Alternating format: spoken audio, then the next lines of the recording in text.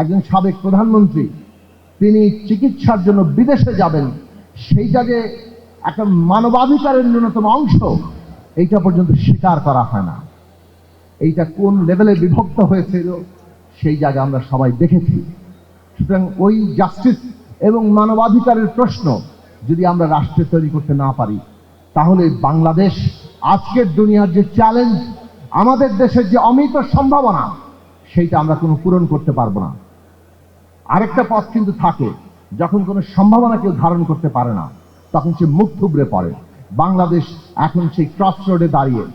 দেশের অন্যতম প্রধান রাজনৈতিক দল, বৃহত্তম দল হিসেবে বিএনপিও এই চ্যালেঞ্জের মুখোমুখি। এই কর্তব্যের আহ্বান, কর্তব্যের ডাক তাদের সামনেও। আগামী দিনগুলোতে কিভাবে তারা বাংলাদেশের জনগণের নবতর প্রত্যাশা, যে রাজনৈতিক সংগ্রামের মধ্যে দিয়ে প্রত্যাশা তৈরি হয়েছিল, অভ্যুত্থান, আত্মত্যাগ, রক্ত দেওয়া, সমস্ত কিছু মানুষের প্রত্যাশা তার সীমাকে আরো অনেক দূর ছাড়িয়েছে। বিএনপি কতটা সেই সীমাকে গ্রহণ করতে পারে আজকের দিনে, সেইটা তাদের সামনে চ্যালেঞ্জ, আমাদের সকলের সামনে চ্যালেঞ্জ।